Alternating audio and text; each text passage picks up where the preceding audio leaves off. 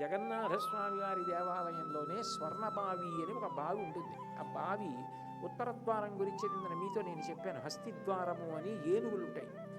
ఏనుగులు ఉన్న ద్వారం అది లక్ష్మీ కటాక్షానికి గుర్తు. ఆ ద్వారంలోంచి వెడితే అర్ధసిద్ధి అని. అటువంటి ఉత్తర ద్వారం వైపుకి ఆ బావి ఉంటుంది. దాన్ని స్వర్ణబావి అని పిలుస్తారు. చాలామంది అక్కడ చెప్పడం ఏం చెప్తారంటే పెద్దలంటే, మనం వెళ్ళి సంవత్సరంలో ఆ రోజును చూసే అవకాశం తక్కువగా ఉంటుంది కదా. పెద్దలు చెప్పే మాట ఏమిటంటే నిజానికి ఆ స్వర్ణబావిలో నీళ్లు ఉండవు.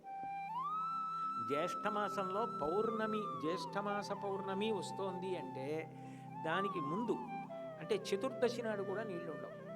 పౌర్ణమి నాడు పొద్దున్న అకస్మాత్తుగా బావి నిండిపోతుంది. అది వైకుంఠంలో విరజానది నుంచి వస్తుంది అంటారు. దానికి నీరు బయటికి వెళ్ళడానికి కానీ లోపలికి రావడానికి కానీ ఏ కవాటములు ఉండవు. ఆ నీరు నిండుతుంది. ఆ నిండిన నీటికి అధిదేవత ఉంటుంది, శీతల అని. ఆ శీతల చాలా శక్తివంతం. నీటి చేత ప్రాణములు నిలబడతాయి, నీరు లేక ప్రాణములు పోతాయి.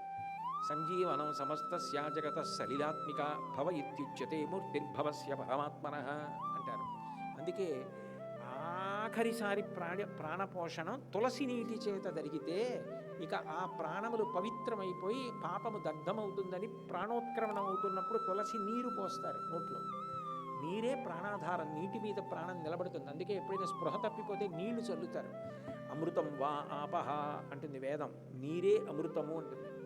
దానికి అధిదేవత శీతలాదేవి. సంవత్సరంలో ఒకసారి ఆ శీతలాదేవికి తిథి నిర్వహిస్తారు. నిర్వహించినప్పుడు పెరుగు అన్నం నైవేద్యం పెట్టి ఇళ్ల మీద వాటి మీద జరిగి ఆవులకి ఎద్దులకి వాటికి కూడా పెడతారు ప్రసాదం. ఆ రోజున ఎవరొస్తే వాళ్ళకి పెడతారు. మేము కూడా కాకినాడలో దాన్ని నిర్వహిస్తూ ఉంటాం. ఆ శీతలాష్టమి అని అష్టమి నాడు చేస్తారు అది.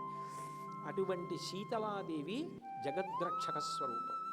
అటువంటి శీతలాదేవి ఆ బావికి అధిదేవత. ఆవిడ ఉంటుంది అక్కడ, ఆ మూర్తి ఉంటుంది. ఆ బావి జ్యేష్ఠ పౌర్ణమి నాడు నిండుతుంది. దాంట్లో పసుపు, కుంకం, చందనం, పుష్పాలు, ఓషధులు కలుపుతారు.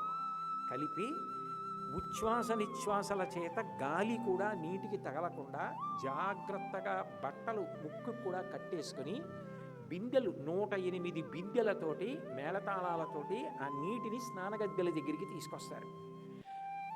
ఈ నలుగురిని అక్కడ స్నానం చేయడానికి గద్దెల మీద కూర్చోబెడతారు.